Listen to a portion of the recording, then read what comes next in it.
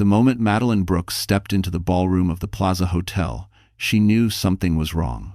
The chandeliers above Fifth Avenue glittered like judgmental eyes, reflecting diamonds, silk gowns, and tailored tuxedos worth more than her entire life before marriage. The air smelled of expensive perfume and quiet cruelty. This was not a place for a woman 7 months pregnant, wearing a simple navy maternity dress, standing 2 steps behind her husband like an accessory no one wanted to acknowledge. Christopher Langford, CEO of Langford Entertainment Group, didn't look back at her once. Cameras flashed as he walked ahead, smiling for investors, shaking hands with senators, laughing too loudly. On his arm was Serena Vale, America's darling pop icon, her fingers resting where a wife's hand should have been. She wore confidence like armor, red lips curved in a knowing smile that never reached her eyes. Madeline felt her baby shift inside her, a sharp reminder that she was still real, even if everyone else treated her like a shadow. Whispers followed her across the marble floor. "That's her? She looks exhausted. I heard she used to sing. A long time ago." Madeline kept her eyes down. She had learned that survival, in this marriage, meant silence. Tonight was supposed to be a charity gala celebrating art, innovation, and women's empowerment. The irony sat heavy in her chest. She remembered when Christopher used to hold her hand. Before the boardrooms, before the contracts, before he asked her to quit music because it didn't fit the brand of his future. She reached the edge of the crowd just as Serena turned toward the stage, microphone already in hand. "Before I perform," Serena said sweetly, her voice amplified through the room, "I heard we have a special guest tonight, Christopher's wife, Madeline." A pause. Then, soft laughter. Serena tilted her head, eyes locking onto Madeline. "Didn't you study music once? Why don't you come up here and sing something for us? Just for fun." The room stilled. All eyes turned. Madeline looked at Christopher, waiting for him to say no. To protect her. To remember she was carrying his child. He only adjusted his cufflinks and nodded once. That single motion felt like a verdict. Madeline's hands trembled as a staff member approached with a microphone. Her heart pounded so loudly she was sure the room could hear it. She took one step forward, unaware that this humiliation was about to become the moment that destroyed everything Christopher thought he controlled. And as she reached for the microphone, someone powerful in the room finally recognized her. Madeline Brooks had not always been invisible. There was a time, years before the Langford penthouse and the carefully worded prenuptial agreement, when her voice filled small auditoriums and cracked something open in the people who heard it. She grew up in a quiet New Jersey town, raised by a single mother who worked double shifts and believed that talent meant nothing if you didn't protect it. Madeline learned early how to swallow fear, how to perform, even when her knees shook. Music was the one place she felt whole. At 23, she was accepted into a private vocal program in Manhattan. The kind with glass-walled studios, Steinway pianos, and instructors who spoke in hushed tones about rare range and international potential. That was where Jonathan Pierce first heard her sing. He told her she had a voice that couldn't be manufactured, only destroyed or protected. She laughed, not knowing how close to the truth that was. Then she met Christopher. Back then, he wasn't a CEO. He was a sharply dressed entrepreneur with ambition burning behind polite manners. He attended one of her recitals with a mutual friend and waited afterward, flowers in hand, telling her she was extraordinary. Madeline believed him. She believed the dinners, the long talks about the future, the promises that love didn't require sacrifice of self. She was wrong. The first request came gently. "You're exhausted," Christopher said. "Maybe take a break from singing." The second came with logic. "My world is complicated. Your schedule makes it harder." By the third, it was framed as love. "If you trust me, you'll let this go. Just for now." She quit the program 3 months later. Marriage followed quickly. Then pregnancy. Then the contracts. Christopher's lawyers called it protection. She called it confusing paperwork signed while nauseous and hopeful. The clauses were subtle but ruthless. No claim to intellectual property, no public performances without approval, no shared ownership of image or brand. If the marriage failed, she left quietly. And she stayed quiet. As Christopher's company rose, Madeline shrank. She learned which dinners to attend and which to skip, which smiles to wear, which opinions to bury. When Serena Vale entered his orbit, the change was immediate. The late meetings, the guarded phone calls, the way Christopher stopped touching Madeline's stomach when the baby kicked. Still, she told herself it was temporary. That loyalty meant endurance. Tonight shattered that lie. Standing near the stage at the Plaza Hotel, Madeline felt years of erasure pressing down on her chest. This wasn't just humiliation. It was a public declaration that she had no value outside the role Christopher allowed her to play. She glanced around the room, at faces lit with curiosity instead of concern. At Serena, calm and predatory. At her husband, composed, already distancing himself. Madeline inhaled slowly, steadying her breath the way she used to before performances. Not because she wanted to sing, but because something inside her refused to disappear quietly again. She didn't see Jonathan Pierce yet. She didn't know the sound system had been altered.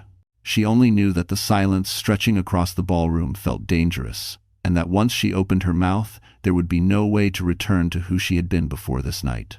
And as she stepped toward the stage, the man who taught her voice its true worth finally looked up in recognition. Serena Vale had mastered the art of control long before she stepped onto that stage. To the public, she was America's sweetheart, with a razor-sharp voice and a carefully rehearsed vulnerability that sold out stadiums. To the industry, she was a calculated force who knew exactly when to smile, when to cry, and when to destroy someone without ever raising her voice. Tonight, wrapped in a couture gown that shimmered under the lights, Serena looked every bit the untouchable star. She watched Madeline from the stage with open amusement. The pause she created after calling Madeline's name was deliberate. Silence was her favorite weapon. It allowed the room to lean in, to judge, to measure the worth of the woman standing frozen near the edge of the crowd. Serena could feel the shift in energy, the curiosity turning sharp, the pity souring into something crueler. She leaned toward the microphone again. "Don't be shy," Serena said lightly. "We're all friends here. And I hear pregnancy makes emotions stronger. Music should come from emotion, right?" Soft laughter rippled through the ballroom. Madeline felt her face burn. The words were polite, but the message was clear. This was not an invitation. It was a command wrapped in charm. She looked once more at Christopher, searching for any sign of hesitation. He gave her none. His expression was calm, professional, almost relieved that the attention was no longer on him. That was when Madeline understood. This wasn't about Serena's ego alone. Christopher had allowed this because it benefited him. If Madeline embarrassed herself, it reinforced the narrative he had quietly built that she was fragile, outdated, no longer relevant. A liability he tolerated out of obligation, not love. Serena turned to Christopher with a smile meant only for him. "You don't mind, do you?" she asked, though the answer was already decided. "Of course not," he replied smoothly. "If Madeline wants to." The word "wants" landed like an insult. A stage assistant approached Madeline, holding out a microphone with a practiced, sympathetic look. Madeline's fingers closed around it before she could think. The weight of it felt unfamiliar, heavier than she remembered, like something borrowed from a past life she was no longer allowed to claim. As she took her first step toward the stage, she noticed Serena signal subtly to the sound technician. It was quick, almost invisible, but not accidental. Madeline didn't know what it meant yet, only that Serena's smile widened in satisfaction. From the front row, several investors leaned back in their chairs, interest sharpening. Phones were already lifting, ready to capture whatever happened next. Not because they cared about Madeline, but because humiliation was entertaining when it belonged to someone else. Madeline reached the stage and stood beneath the lights, the heat pressing down on her skin. Her heartbeat thundered in her ears. She could feel the baby move again, unsettled by her rising panic. For a brief, dangerous moment, she considered setting the microphone down and walking away. But she knew what that would mean. She would be the woman who couldn't even try, the weak wife, the burden everyone whispered about. Leaving would give Serena exactly what she wanted. Serena stepped closer, lowering her voice so only Madeline could hear. "Let's see if you still remember how," she murmured, sweet as poison. The band waited. The room waited. Madeline lifted the microphone to her lips, unaware that the sound system had been adjusted to make her fail, unaware that this setup was meant to break her completely. She closed her eyes, and in that split second before she sang, someone in the audience leaned forward sharply, recognition flashing across his face. because the woman Serena was trying to destroy was not who she thought she was at all. The first note was supposed to fail. That was the plan Serena Vale had approved, with a glance and a nod to the sound technician moments earlier. The microphone Madeline held had been subtly altered, the level set just low enough to thin her voice, just sharp enough to expose any weakness. It was a professional humiliation, the kind that could be blamed on nerves instead of sabotage. Madeline didn't know that. She only knew the ballroom was holding its breath. As the opening piano chord drifted through the speakers, she felt the floor beneath her heels tremble. The lights were blinding, washing the faces in front of her into a sea of shadows. Somewhere beyond them were people who had decided her worth before she opened her mouth. People who expected her to crack. Her lips parted. The first sound that came out was quiet, almost fragile. A few guests exchanged looks. Serena relaxed slightly, her smile returning as she leaned back, confident she had won. Christopher folded his arms, preparing for the inevitable embarrassment that would end this quickly. Then Madeline adjusted her stance. It was an unconscious movement, muscle memory from years of training she thought she'd lost. She shifted her weight, grounded herself, and drew a deeper breath than anyone expected from a woman 7 months pregnant. Her shoulders lowered, her jaw relaxed. The second note changed everything. It wasn't loud, but it was pure, full-bodied, unmistakably controlled. A ripple moved through the room. The microphone, meant to betray her, now carried a voice that refused to be diminished. Madeline's tone deepened, steady and rich, wrapping around the melody instead of chasing it. The piano player hesitated, startled, then followed her lead. Serena straightened. That wasn't supposed to happen. Madeline opened her eyes, focusing not on the crowd, but on a point somewhere beyond the chandeliers, beyond the judgment. She sang the way she used to in practice rooms late at night, when no one was watching, when the sound belonged only to her. Each phrase carried restraint, discipline, and something sharper underneath years of silence breaking free. Whispers spread, no longer mocking. Is that Liv? She's trained. Everyone. Who taught her? Christopher's expression shifted from boredom to confusion. He glanced toward the sound booth, then back to Madeline. This wasn't the weak performance he had allowed himself to expect. This was not a wife embarrassing herself. This was a woman reclaiming something. Serena stepped closer to the edge of the stage, her confidence cracking. She caught the technician's eye and shook her head sharply, signaling to lower the levels further. The response came too late. Madeline had already adapted, instinctively compensating, projecting past the equipment. Her voice climbed, not in a showy way, but with precision. A controlled ascent that made trained musicians in the audience lean forward. Phones rose higher now, not out of cruelty, but disbelief. The narrative had changed, and everyone could feel it. Madeline felt it too. For the first time that night, the shaking in her hands stopped. The fear didn't disappear, but it transformed into focus. She wasn't singing to survive anymore. She was singing because she could. From the third row, a man with silver at his temples froze mid-applause, his eyes locked on her face. Memory struck him hard and fast. He knew that voice. He had searched for it for years. Jonathan Pierce leaned forward slowly, heart pounding.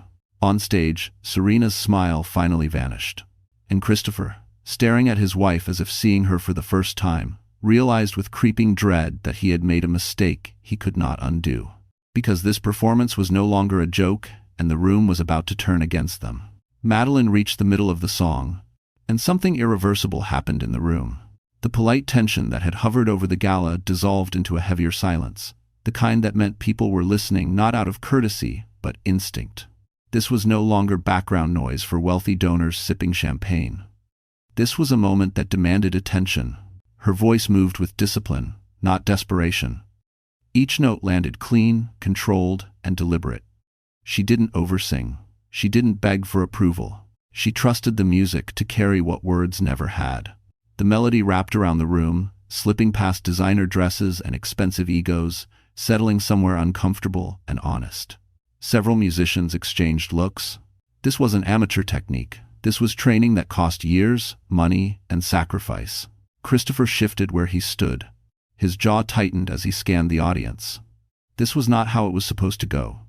He had agreed to this humiliation because it was safe, because it would remind everyone, including Madeline, of her place. Instead, eyes were turning away from Serena and toward the woman he had reduced to silence. Serena felt it too. She stepped back from the spotlight, her fingers tightening around her own microphone. This was not the kind of attention she controlled. This wasn't scandal or mockery. This was respect, and it was dangerous. She leaned toward the sound technician again, her voice sharp, demanding adjustments. But Madeline had already moved beyond the trap. Her breathing was steady now, her posture open. The baby inside her shifted again, and instead of panic, she felt grounding. She placed a hand lightly against her stomach between phrases, not for show, but reassurance. She was still here. She was still capable. A woman near the front dabbed at her eyes, surprised by her own reaction. A man beside her straightened, expression unreadable. Phones that had been raised for spectacle now recorded with something closer to awe. Christopher caught a fragment of conversation behind him. Why didn't we know about her? She's better than half the industry. Dinan tender. This changes things. His chest tightened.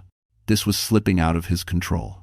Madeline approached the most difficult part of the song, a section that demanded restraint rather than volume.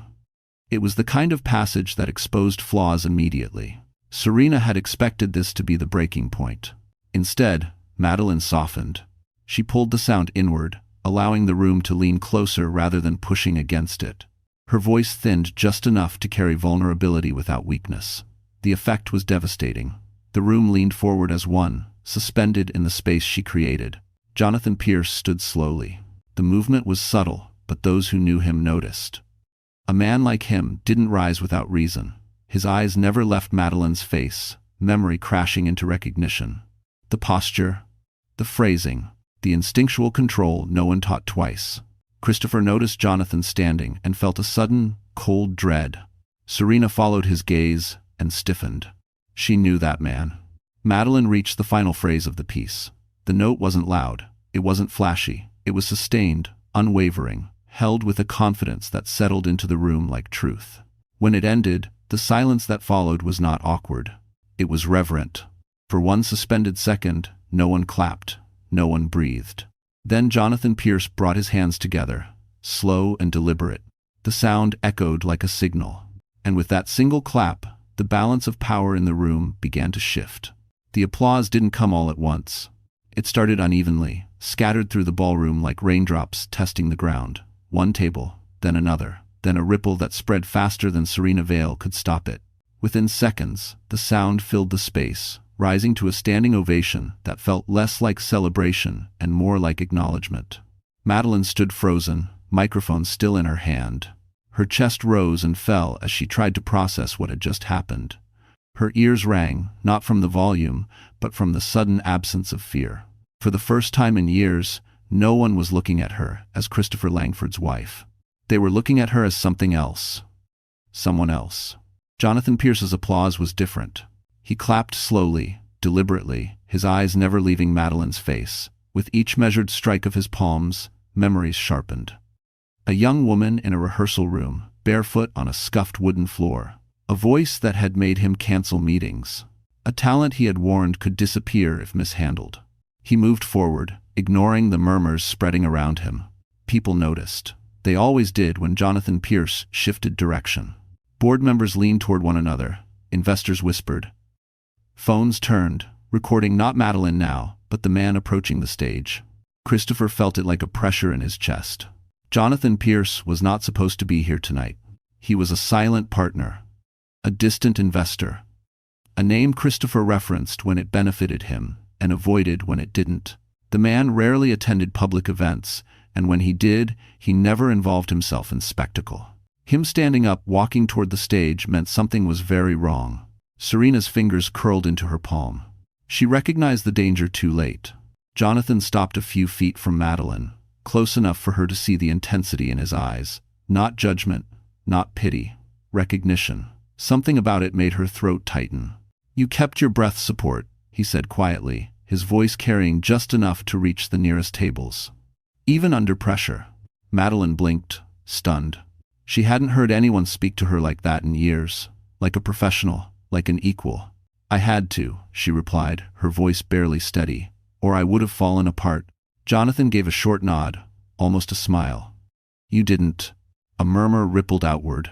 Christopher stepped forward, forcing a laugh that didn't reach his eyes. "Jonathan, this is quite a surprise," he said smoothly. "We were just having a bit of fun."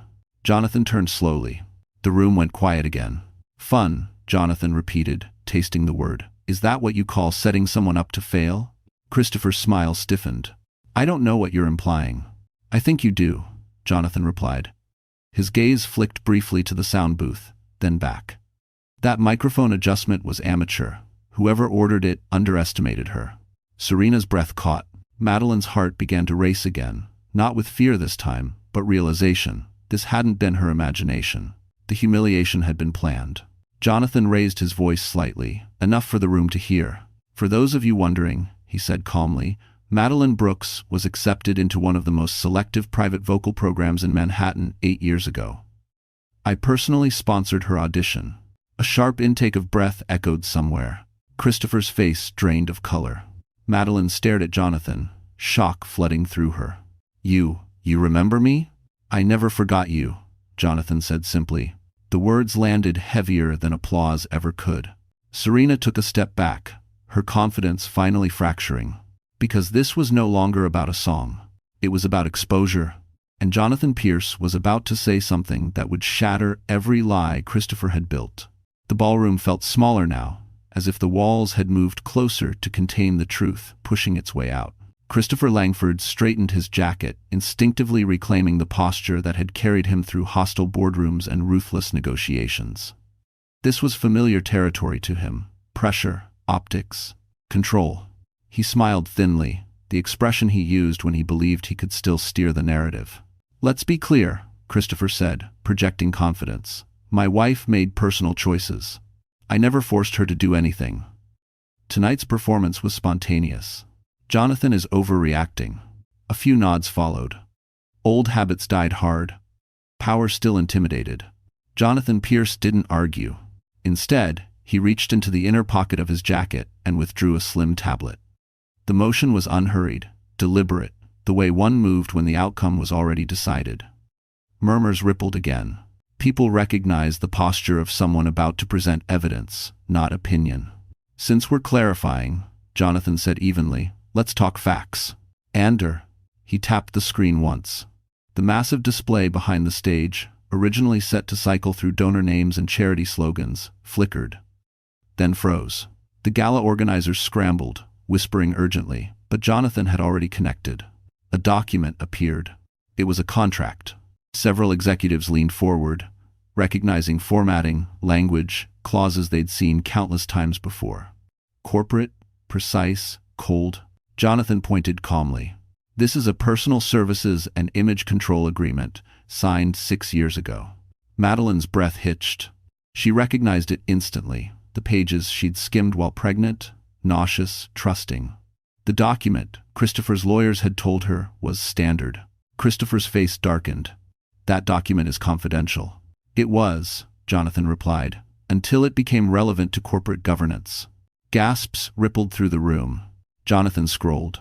Clauses highlighted themselves in soft red. Clause 14. No public performances without spousal approval. Clause 17. Forfeiture of professional representation upon marriage. Clause 19. Financial penalties for breach. The room went still. "This," Jonathan continued, "is not a marriage agreement. It's a suppression contract." Serena Vale took a step back, heels unsteady. This was spiraling far beyond humiliation. Her name appeared on the screen next, attached to an addendum. Madeline stared, shock washing over her. Jonathan turned slightly toward Serena. "You signed on as a brand stabilizer," he said calmly. "Your role was not just promotional, it was strategic. Replacement optics." Serena's lips parted, but no sound came out. Christopher snapped. "That's absurd." "Is it?" Jonathan replied, swiping again. An audio waveform appeared. The room held its breath. A voice played. Christopher's voice, distorted only slightly, unmistakable. "She doesn't fit the image anymore," the recording said. "Once the baby comes, she'll fade out. Serena is the future." A collective intake of breath swept the ballroom. Madeline's knees weakened. Jonathan's hand moved instantly, steadying her elbow, not possessive, just present. The recording ended. No one spoke. Christopher looked around wildly, realizing too late that the room had shifted. Investors weren't impressed. They were calculating. This wasn't a scandal. It was liability. Jonathan faced the audience. For those wondering, he said quietly, this agreement was used to restrict her professional income, while her likeness was leveraged to soften executive perception. That makes it a governance issue. The implication landed hard. Christopher opened his mouth, but nothing came out. Madeline stared at the screen, tears blurring her vision not from shame but clarity. She had been erased on paper, systematically. Jonathan leaned closer to her and spoke softly, just for her. This is the part where it stops. She believed him, because the power in the room had changed hands, and the people who once ignored Madeline were now realizing how much her silence had cost them. For a moment, no one moved. The recording still echoed in the silence, Christopher's own voice hanging in the air like a confession that couldn't be pulled back. The kind of truth that didn't need explanation. The kind that rewrote every polite smile in the room. Then the whispers started. They were no longer curious. They were sharp, urgent, calculating. Board members leaned toward one another, hands shielding mouths. Legal advisors quietly slipped out phones. Donors who had once laughed at Madeline now avoided looking in her direction, suddenly aware that they had been witnesses to something far darker than a party stunt. Christopher felt the shift before he fully understood it. He had built his power on perception, on the belief that he was controlled, progressive, untouchable. Now the perception was cracking, and with it, the invisible shield that had protected him for years. He scanned the faces around him, searching for allies. He found none. "Let's all take a breath," he said, forcing calm into his voice. "This is being misinterpreted. Private marital agreements are not corporate misconduct." Jonathan Pierce didn't respond immediately. Instead, he looked toward the front row, where two senior members of Langford Entertainment's board sat rigidly in their chairs. One of them, an older man with decades in the industry, met Jonathan's gaze and gave a slight nod. That was all Jonathan needed. "You're correct," Jonathan said calmly. "Private agreements are private until they intersect with company valuation, investor trust, and brand risk." End quote. He gestured subtly toward the screen, where Madeline's name still glowed beside the contract. This agreement, Jonathan continued, restricted a professionally trained vocalist from earning independent income, while her image was used to present stability during key funding rounds. "Several of you invested during that period." The words landed like weights. A woman in a tailored white suit spoke up, her tone controlled but tense. "Are you suggesting misrepresentation?" Jonathan turned to her. "I'm suggesting that material information was withheld." The word material sent a visible ripple through the room. Christopher took a step forward, his composure cracking. "You're turning my marriage into a spectacle to undermine me." "No," Jonathan replied evenly. "You did that when you assumed she would stay quiet." Madeline stood beside him, her hand resting protectively on her stomach. She felt exposed, but no longer small. The fear had shifted. It was no longer hers. Serena Vale backed away slowly, instinct screaming at her to disappear. Her publicist whispered urgently at her side, face pale. Phones were already buzzing with messages, contracts, endorsements, damage control. Serena looked at Madeline then, really looked at her, and for the first time, there was no superiority in her eyes, only panic. A man near the stage cleared his throat. "As an investor," he said carefully, "I'd like to know whether this opens us to litigation." Jonathan answered without hesitation. "That depends on how quickly the board acts." Every head turned. Christopher felt something cold settle in his chest. "This is insane," he snapped. "You can't do this here." Jonathan finally raised his voice, not loud, but firm enough to cut through the chaos. "This is exactly where it happens, in front of the people who matter." He turned to Madeline. "You were told silence was loyalty," he said, "but silence was leverage. And tonight, that leverage is gone." Madeline met his gaze, tears burning but unshed. She nodded once. Across the room, a board member stood. Then another. Christopher watched them rise, one by one, and realized the truth too late. This wasn't about humiliation anymore. This was about removal.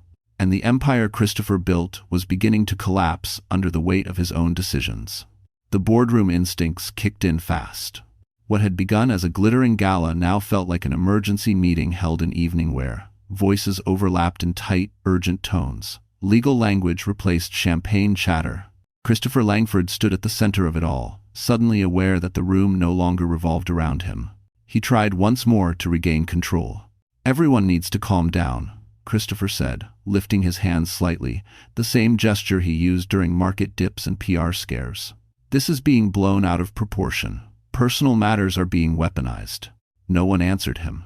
Instead, a woman from the board someone Christopher had personally recruited turned to Jonathan Pierce. "If this agreement restricted independent income while presenting spousal stability during fundraising," she asked carefully, "that exposes us." "To was right?" Jonathan nodded once. "Yes." Another board member spoke. "And the audio?"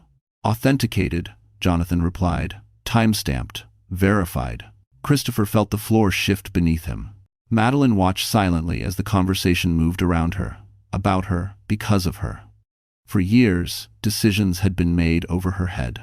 Tonight, those same people were realizing she was the missing variable they had never accounted for. Serena Vale was no longer part of the circle.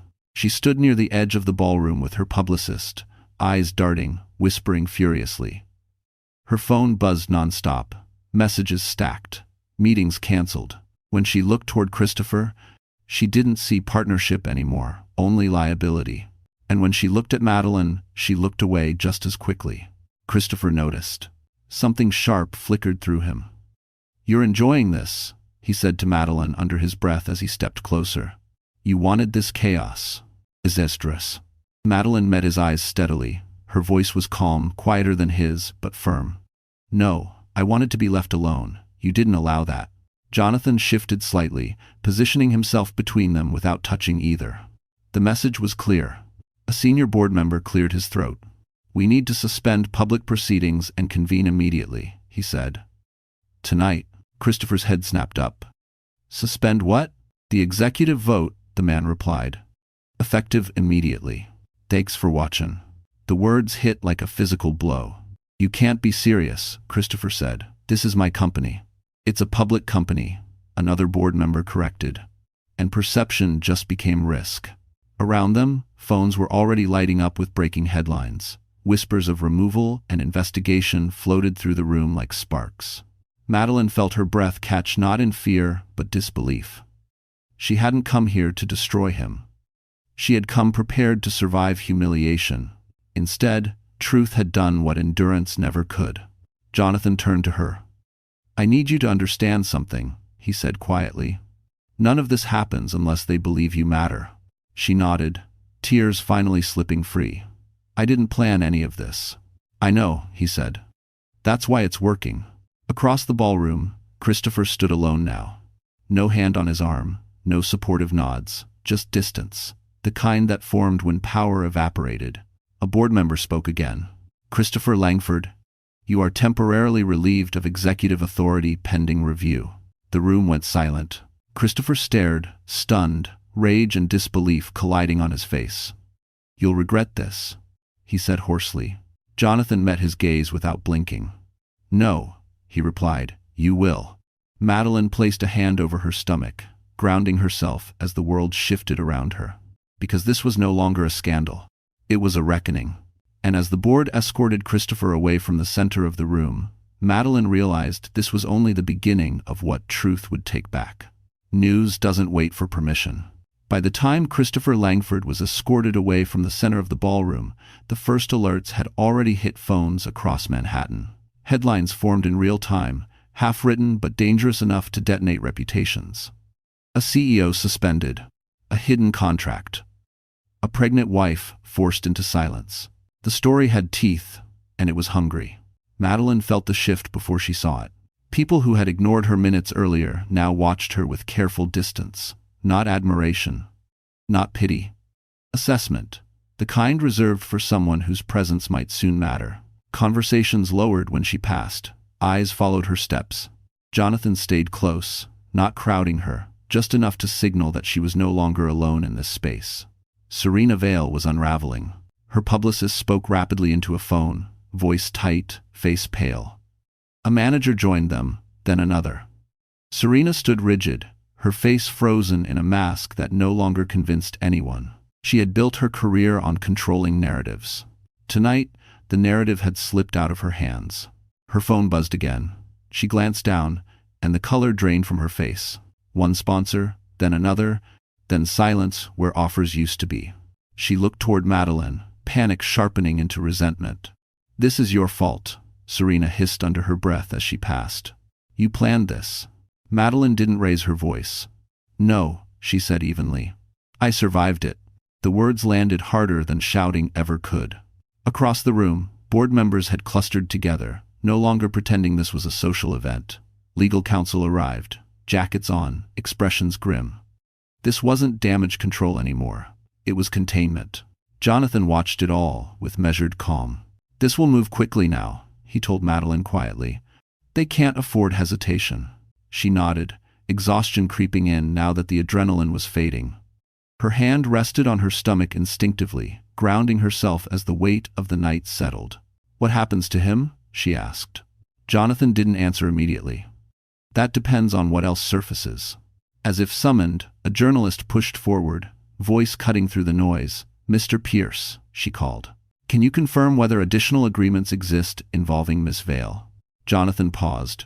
"That information will be addressed through proper channels." But the damage was done. Serena heard it too. She staggered slightly, catching herself on a chair. She understood what that question meant. Investigations didn't stop at one contract. They widened. They connected dots she had hoped would stay invisible. Christopher watched from a distance, restrained by security and humiliation.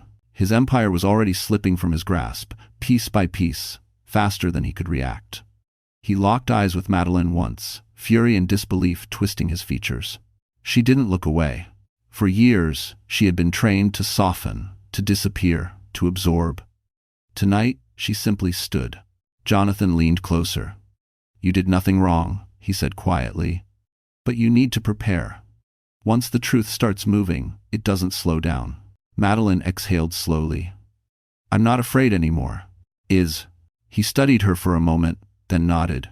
"Good, because this isn't over." Across the ballroom, Serena was escorted out, her heels clicking too loudly against the marble, cameras already flashing. She didn't wave, she didn't smile. The queen had fallen, and the room felt colder for it. Madeline watched her go, not with satisfaction, but clarity. This wasn't revenge. It was consequence.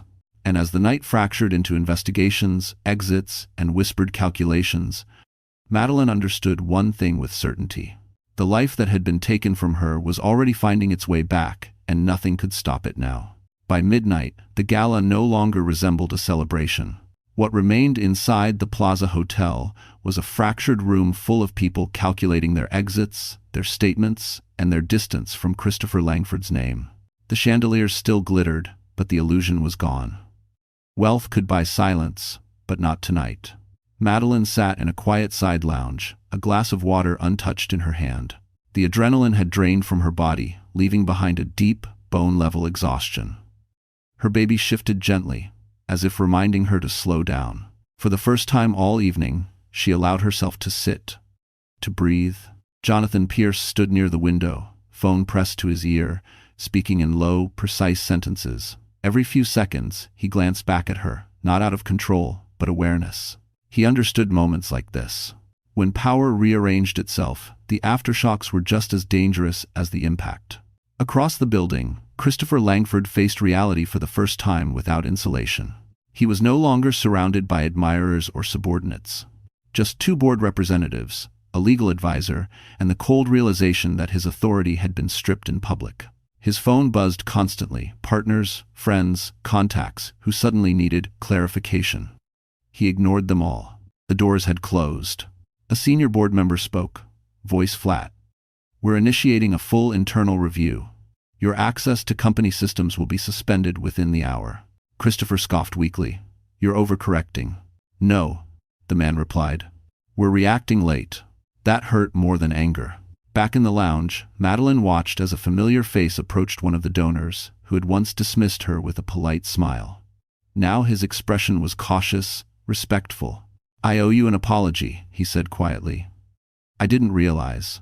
Madeline nodded once. Most people didn't. He hesitated. If you choose to pursue independent representation, my foundation supports women returning to the arts." She didn't answer immediately. Not because she wasn't interested, but because for the first time, she wasn't desperate. The power to choose had returned to her. Jonathan returned, ending his call. "They're moving faster than expected," he said. Additional contracts surfaced. "Not just yours." Madeline's chest tightened. "Other women?" Jonathan nodded. "Not singers, different roles, same pattern." The scope of it settled heavily between them. Serena Vale's name appeared again, this time attached to an investigation into coordinated brand displacement.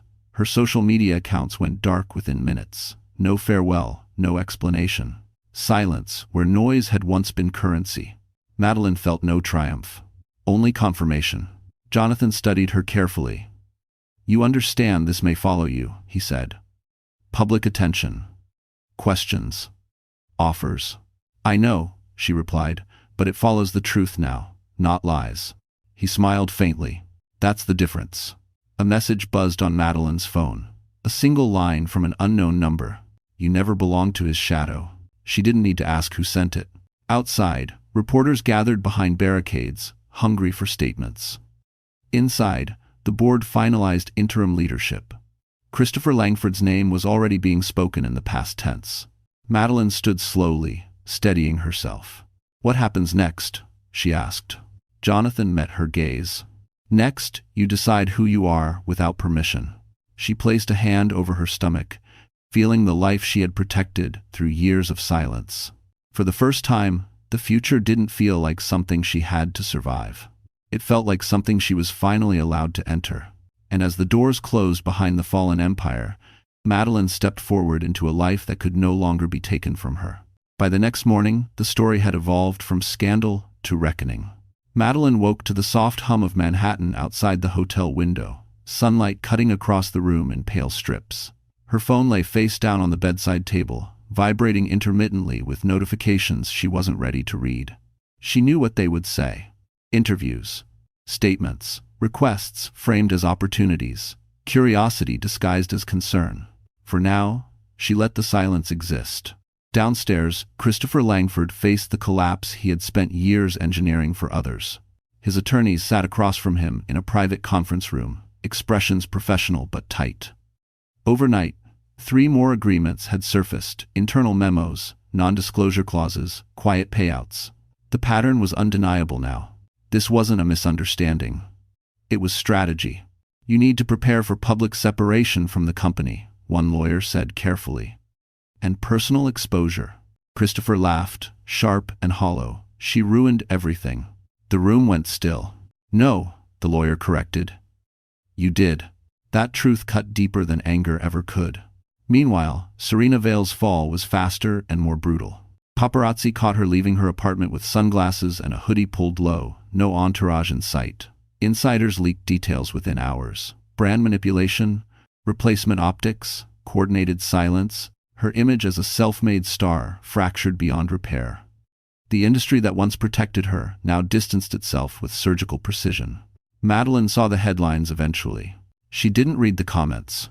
Instead, she sat across from Jonathan Pierce in a quiet cafe, steam rising from untouched coffee. For the first time, there were no cameras, no board members, no microphones. Just honesty. "They're asking what you want," Jonathan said. "Statements, appearances, a path forward." Madeline considered this version of herself the woman people suddenly wanted to hear from. "I don't want to speak about him," she said finally. "Or her." Jonathan nodded. "That's a statement in itself." She met his gaze. "I want to speak about what happens when women are taught that silence is love." Jonathan studied her, respect clear in his eyes. "Then that's the story."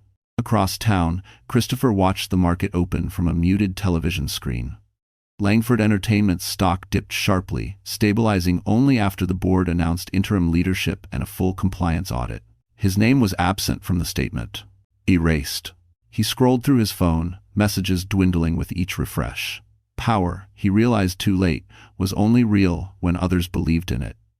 Without that belief, it vanished. Madeline stood at the edge of Central Park later that afternoon, coat pulled tight against the chill. Jonathan walked beside her, giving space, not direction. "You don't owe anyone redemption," he said quietly. "Just truth." She nodded. "I know. Thanks for watching." Her hand rested on her stomach, grounding her in something real, something untouched by contracts and cameras. Behind them, the city moved on. Ahead of her, a life waited unwritten, unrestrained. This chapter had closed with consequences, not chaos. And for the first time, Madeline understood that the most powerful ending wasn't destruction. It was freedom. Because when the masks fell, the only thing left standing was who she truly was, and that was more than enough. The days that followed were quieter, but heavier.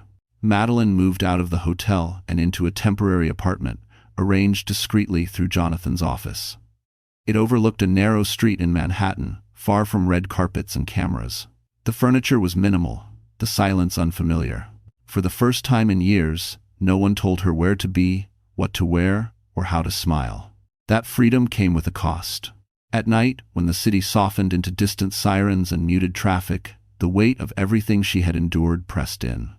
The contracts, the years of self-doubt, the moments she had apologized for existing too loudly. Trauma didn't disappear just because justice arrived.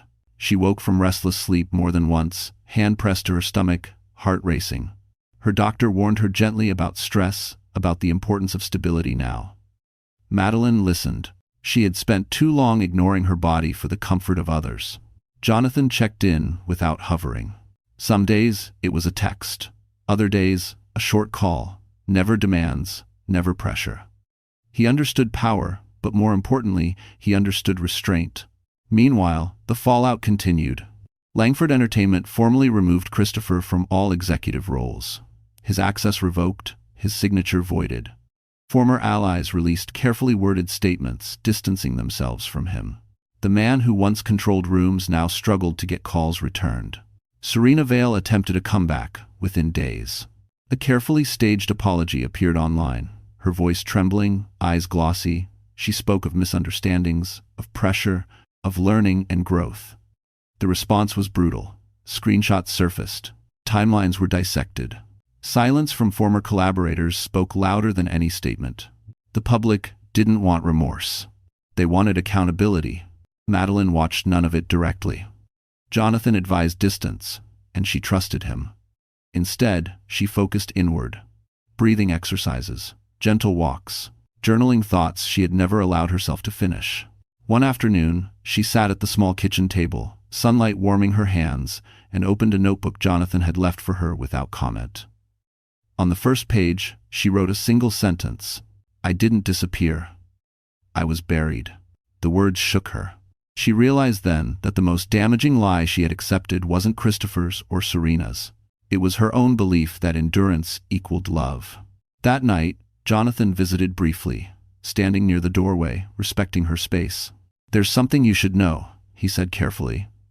"The board wants to offer you a formal apology and compensation." Madeline looked up. "I don't want hush money." He nodded. "I know. This isn't that. It's acknowledgement." She considered it. Not for revenge, not for pride, but for closure.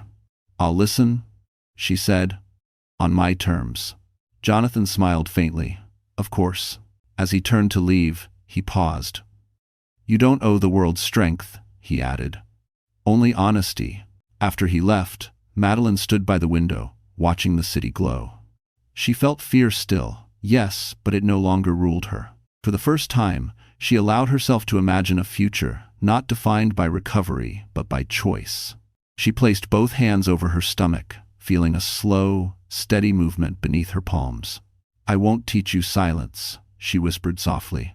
Outside, Manhattan continued on, indifferent and alive.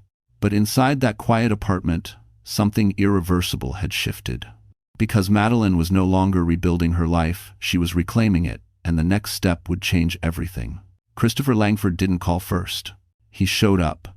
It was late afternoon when the doorman buzzed Madeline's apartment. His voice was careful, almost apologetic. "There's a Mr. Langford here. He says it's urgent." Madeline closed her eyes. She had known this moment would come. Men like Christopher never accepted endings unless they controlled them. She rested a hand on her stomach, steadying herself, then nodded once. 10 minutes, she said. That's all. When he stepped inside, she barely recognized him. The confidence was gone. His suit was expensive but rumpled, his tie loosened, his eyes rimmed red with exhaustion and something closer to panic. This was not the man who once commanded rooms. This was a man standing in the wreckage of his own choices. "You look well," he said awkwardly, as if politeness could bridge the distance between them. Madeline didn't offer him a seat. "What do you want, Christopher?" she asked calmly. He swallowed. "I made mistakes. Things got out of hand. You know how pressure is. The board. The optics. Serena." "Stop," Madeline said quietly. The word landed harder than shouting. Christopher froze. "This is the first time you've spoken to me without performing," she continued. "Don't ruin it by lying." He stared at her, truly seeing her now, and something desperate flickered across his face. "I need you," he admitted. "If you clarify things publicly, say this was a misunderstanding, it could help stabilize the situation. For the company. For us." There it was. Not an apology. A transaction. Madeline felt no anger. Only clarity. "You're asking me to clean up what you broke," she said. "Again. This affects our child," he said quickly, reaching for the last card he had left. "My reputation matters. Our child needs safety," Madeline replied evenly. "Not a father who values image over integrity." Christopher's voice cracked. "You're punishing me." "No," she said. "I'm choosing myself." Silence stretched between them, heavy and final. Christopher looked around the apartment, noticing the simplicity, the lack of luxury. "Jonathan Pierce put you here," he said bitterly. "Is that it now?" Madeline met his gaze without flinching. "He gave me options. You took them away." The truth settled over him like a weight. For a moment, he looked small. "I never thought you'd leave," he admitted. "You were always steady." "I was afraid," she corrected. "There's a difference. It's no for." He took a step toward her, then stopped, realizing too late that the power dynamic had reversed completely. "If you walk away," he said quietly, "you burn every bridge." Madeline smiled faintly.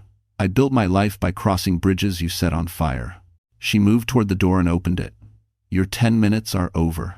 Christopher hesitated, then nodded stiffly. As he left, he turned back once, searching her face for regret. He found none.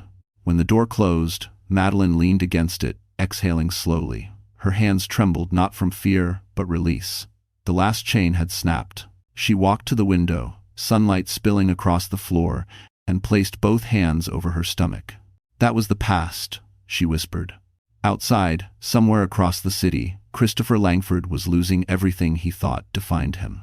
Inside, Madeline felt something settle into place. Because the man who once erased her had just realized she no longer needed him, and what came next would be entirely on her terms. The fall didn't happen all at once. It came in waves, each one quieter than the last, each one stripping Christopher Langford of something he once believed was permanent. First, the board finalized the suspension. Then came the internal audit. Then the partners began to withdraw, not loudly, not dramatically, but efficiently. The kind of retreat that left no room for negotiation. Madeline learned about it the same way everyone else did. A headline flashed across her phone as she sat in a doctor's waiting room, hands folded over her stomach, listening to the steady rhythm of her child's heartbeat through the thin wall. Langford Entertainment announces, interim CEO, founder steps aside pending investigation. She didn't flinch. For years, Christopher's world had dictated her emotions. Today, it barely registered. Jonathan joined her later that afternoon, bringing paperwork and an update he delivered without satisfaction or cruelty. "They uncovered more than expected," he said carefully. "Financial manipulation, pattern misuse of personal agreements. The board is cooperating fully." "What happens to him?" Madeline asked. Jonathan paused. "He'll lose control, permanently, possibly more." Madeline nodded, absorbing it not as vengeance, but inevitability. Consequences had a way of arriving late, but they arrived all the same. Across the city, Christopher sat alone in a rented apartment far smaller than the penthouse he once ruled. Boxes lined the walls, unopened. His phone lay on the table, silent. The people who used to need him had learned they didn't anymore. He replayed the gala in his mind obsessively. The applause, Jonathan's voice, Madeline's calm refusal. For the first time, There was no one to blame convincingly but himself. Meanwhile, Serena Vale vanished from the industry overnight. No announcements, no farewell tour, just contracts quietly terminated and doors closed without explanation. The system that had protected her no longer saw value in the risk she represented. Fame, Madeline realized, was the most conditional form of power there was. That evening, Madeline sat alone at her kitchen table, reviewing documents Jonathan had sent, not demands, not traps, but options. A trust established for her and her child, full legal autonomy, a settlement structured as restitution, not silence. For the first time, she read every word, and for the first time, the language made sense. She signed nothing yet. Instead, she closed the folder and stepped onto the balcony, city lights stretching endlessly below. The air was cool, grounding. She rested her hands on the railing and let herself feel the weight of everything she had survived. She wasn't triumphant. She was free. Jonathan joined her quietly. "You don't have to decide anything tonight," he said. "I know," she replied, "but I know what I won't do." He waited. "I won't disappear again." He smiled, not relieved, not victorious, proud. Inside her, the baby shifted gently, steady and strong. Madeline closed her eyes, imagining a future where strength wasn't borrowed from endurance, but built from truth. Behind her, an empire collapsed without ceremony. Ahead of her, a life waited one she would no longer apologize for living. Because when the king fell, the woman he tried to silence finally stepped into a world that had no power over her anymore. Madeline didn't expect the invitation to come so quietly. It arrived as an email forwarded by Jonathan. Subject line simple and unassuming. No press release. No announcement.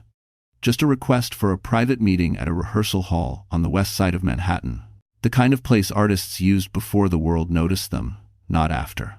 She stared at the screen for a long moment. For weeks, people had been offering her things, money, apologies, platforms, protection.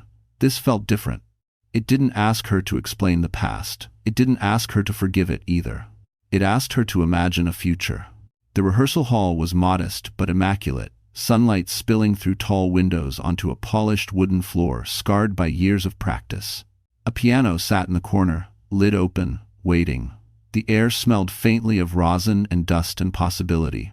Jonathan stood near the window when she arrived, hands in his pockets. "No cameras," he said. "No contracts today." Madeline nodded, grateful. She lowered herself into a chair, one hand resting on her stomach. The space felt safe in a way she hadn't experienced in years. "I'm not here to manage you," Jonathan continued, "or to shape you into anything." End quote. She looked up at him, searching for the catch. "I'm here because you deserve a choice you've never been given," he said. He gestured toward the piano. "There's an international foundation we're launching. Music, education, performance. Ownership stays with the artist. No image control clauses, no silence clauses." Madeline's breath caught. "You're offering me a position?" "A partnership," Jonathan corrected. "If you want it, as a performer when you're ready, as a mentor if you prefer, or both." The weight of the words pressed gently, not demandingly. "And if I say no?" she asked. Jonathan didn't hesitate. "Then you walk out with nothing owed." Something in her chest loosened. She stood slowly and walked toward the piano, running her fingers lightly over the keys without pressing them. The sound wasn't needed. The gesture alone brought back memories, practice rooms, missed chances, a younger version of herself who thought giving everything away was the price of love. "I don't want to be saved," she said quietly. Jonathan met her gaze. "I know. That's why I'm not offering rescue." Silence settled between them, comfortable and respectful. Madeline closed her eyes and imagined her child years from now, watching her from the audience. Not as a symbol, not as a headline, just as a mother who didn't disappear. "I can't commit to anything until after the birth," she said finally. "And I won't perform for pity or spectacle." Jonathan smiled. "Good. I wouldn't let you." She turned from the piano, a small smile forming despite herself. "Then I'll say this," she said. "I'm interested. Not yes. Not yet. But open." Jonathan extended his hand, not to seal a deal, but to acknowledge her agency. She shook it, steady and sure. As she left the rehearsal hall, sunlight warmed her face, and for the first time in years, the future didn't feel like a negotiation. It felt like a door she could open when she chose. And as Madeline stepped back onto the street, she sensed that the life waiting for her and her child was finally being built on freedom, not fear. The city slowed down for Madeline in ways she hadn't expected. After weeks of headlines, speculation, and quiet fallout, the noise finally began to fade. Not because people stopped talking, but because something newer always replaced yesterday's outrage. Scandals moved on. Markets adjusted. Names once spoken with certainty slipped into footnotes. Madeline welcomed the quiet. She spent her days carefully now. Mornings began with slow walks along tree-lined streets, doctor appointments, and intentional rest. Afternoons were for reading, writing, and gentle vocal exercises. Her physician approved nothing demanding, nothing forced. Just reminders to her body that her voice was still there when she wanted it. At night, she slept better. Not perfectly, but deeper than she had in years. Jonathan remained present, but unobtrusive. Some days he checked in. Some days he didn't. He never asked for reassurance or commitment. The offer stood quietly, patiently, exactly as promised. Across the city, Christopher Langford's life continued to contract. The investigation expanded. Former partners cooperated. The board finalized leadership changes. What had once been his empire now operated without his input, his access, or his approval. His name surfaced only in legal updates and restrained financial commentary. Power didn't scream when it disappeared. It simply stopped responding.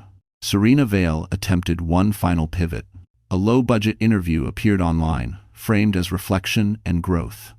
It lasted less than 24 hours before sponsors formally distanced themselves. The public wasn't cruel. They were done. And being ignored proved far harsher than being criticized. Madeline watched none of it directly. Instead, she prepared for something far more important. The baby arrived earlier than expected.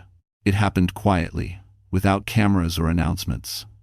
One long night, one hospital room, one moment where fear returned briefly and then vanished. The second she heard that first cry, she cried too. Not from pain, from relief. When the nurse placed her child in her arms, the world narrowed to breath, warmth, and weight. This was real, untouched by contracts, untouched by image. Jonathan visited the next day, standing back respectfully as Madeline held her child. "You did it," he said softly. She smiled. "We did." Weeks passed in gentle rhythm. Feeding schedules, late-night pacing, small joys that felt enormous after years of constraint. Motherhood didn't erase her ambition, but it reordered it. Everything that mattered rose to the surface with clarity. One evening, as sunset colored the city, Madeline opened the notebook she'd been writing in since the gala. She turned to a blank page and wrote slowly, deliberately. "I am not returning to be seen. I am returning to be heard." She closed the notebook and looked down at her child, sleeping peacefully against her chest. Soon, she would make choices. About music, about partnerships, about the life she wanted to model. But tonight wasn't for decisions. Tonight was for stillness. The world that once demanded her silence no longer had a claim on her time, her body, or her voice. And as Madeline watched the city lights flicker on beyond the window, she understood something with quiet certainty. This was not the end of her story. It was the first chapter she would write without fear. The announcement didn't come through tabloids or breaking news banners. It appeared quietly on a respected Arts Foundation website, shared first among musicians, educators, and people who actually understood the weight of it. A single line, simple and understated. Madeline Brooks will return to the stage for a limited performance series supporting maternal health and arts education. No mention of scandal. No reference to Christopher Langford. No explanation owed. Still, the reaction was immediate. Within hours, invitations flooded in. Not desperate publicity grabs, but measured, respectful requests. Concert halls. Universities. Cultural institutions that valued credibility over spectacle. People who had waited years for a voice they never knew had been silenced. Madeline read them slowly, deliberately. She didn't rush. Jonathan sat across from her at the dining table, documents neatly stacked but untouched. Her child slept in the next room, the soft rhythm of breathing grounding her. "You don't have to do all of this," Jonathan said gently. Or any of it. I know, she replied. That's why I want to. End quote. Across the city and far from her thoughts, Christopher Langford's final reckoning arrived. The investigation concluded with findings that left no room for reinterpretation. Breach of fiduciary duty, misuse of personal agreements, ethical violations. The board issued a formal statement severing all remaining ties. His name was removed from company materials, historical records quietly revised. He watched the announcement alone. No anger this time. Just a hollow understanding of how completely the world had moved on. He thought of Madeline then, not as his wife, not as leverage, but as the woman he had underestimated until it cost him everything. Serena Vale fared no better. Her attempts to rebrand failed quietly. There were no dramatic cancellations, no public shaming, just absence. Invitations stopped arriving, calls went unanswered. The industry, efficient and unsentimental, had replaced her. Consequences didn't shout, they endured. Madeline stepped onto the stage weeks later at a mid-sized concert hall overlooking the city. No red carpet, no press pit, just an audience that rose instinctively when she appeared, not because of her story, but because of her presence. She wore a simple black dress, no jewelry, no performance armor. As she sang, the room changed. Not with shock this time, but recognition. This was not a comeback fueled by revenge. It was a return rooted in ownership. Each note carried steadiness, intention, and something deeper, choice. She wasn't proving anything. She was claiming space. Jonathan watched from the side, not interfering, not directing, just witnessing. When the final note faded, the applause was long and unforced. Madeline bowed once, hand over her heart, then exited without spectacle. Backstage, she picked up her phone and saw a single message waiting. "You sounded like yourself." She smiled. Later that night, she stood by the window at home, city lights stretching endlessly below. Her child slept nearby. The future no longer felt like something she had to earn through suffering. She had already paid enough. Now, she was simply living. And as Madeline turned away from the window, she knew the final chapter would not be about survival, but about everything she had finally allowed herself to receive. The last time Madeline Brooks stood on a stage, there were no hidden traps, no watching eyes waiting for her to fall. The concert hall was full, but calm. No cameras flashed, no whispers followed her steps. Just an audience that had come for the music, not the story behind it. That distinction mattered more to her than applause ever could. Her child slept peacefully backstage, cared for by someone she trusted. The knowledge grounded her. She was no longer divided between who she was and who she protected. They were the same now. When Madeline sang, she didn't think about the past. She didn't think about Christopher Langford, whose name had quietly vanished from boardrooms and headlines alike. After the final ruling, he faded into professional obscurity, burdened by investigations and settlements that followed him wherever he tried to rebuild. No interviews, no redemption arc, just consequences he could not escape or outsource. She didn't think about Serena Vale either. The industry moved on without ceremony. New voices filled the space Serena once occupied. Her influence evaporated, not in scandal, but in irrelevance. The punishment she feared most arrived exactly as it should have: complete silence. Madeline sang for herself. Each note carried ownership, not endurance. She wasn't reclaiming a dream. She was living one that had never truly died. After the final performance, she didn't rush away. She stayed, greeting musicians, thanking organizers, holding her child with a quiet smile. The life she now lived wasn't loud, but it was real. Later that night, she stood on her apartment balcony, city lights stretching endlessly below. Jonathan Pierce joined her. Not beside her, but slightly behind where support belonged. "You're free," he said simply. Madeline nodded. "I know." They didn't need to define what they were becoming. There was no rush, no imbalance, no power to negotiate. Just respect that grew naturally, like trust rebuilt from solid ground. She looked down at her child, then back at the city. "I used to think happiness meant being chosen," she said quietly. "Now I know it means choosing myself." Jonathan smiled, saying nothing. He understood. In the months that followed, Madeline built a life that didn't require explanation. She performed selectively. She mentored quietly. She raised her child without fear that love came with conditions. The world that once silenced her had moved on. She had not. And that was the difference. There were no loose ends left behind, no unresolved debts, no shadows reaching for her future. The past had closed cleanly, exactly where it belonged. Madeline Brooks was no longer someone's wife, someone's problem, or someone's secret. She was a woman who survived, stood up, and walked forward without looking back. And as she closed the door on that final night, holding her child close, she knew with complete certainty this story had ended exactly where it should have. So the story has come to an end. And if you're still here with us right now, truly still here, then something in this journey has touched your heart in a quiet but real way. Maybe you saw a part of yourself in Madeline. Maybe you recognized the feeling of staying silent too long, of shrinking to survive, of believing that endurance was the same as love. The lesson of this story isn't about revenge or winning. It's about reclaiming yourself. The Stoic philosopher Marcus Aurelius once wrote, "You have power over your mind, not outside events. Realize this, and you will find strength." Healing begins the moment we stop asking the world for permission to exist as we are. It begins when we choose dignity over fear, truth over comfort, and self-respect over approval. Life will test us with unfairness, with people who benefit from our silence. But as Epictetus reminded us, no one can harm you without your consent. The moment you stop consenting to being diminished, everything changes. If this story resonated with you, if it stirred something you've been carrying quietly, please take a second to like this video. Share it with someone who might need to hear it tonight.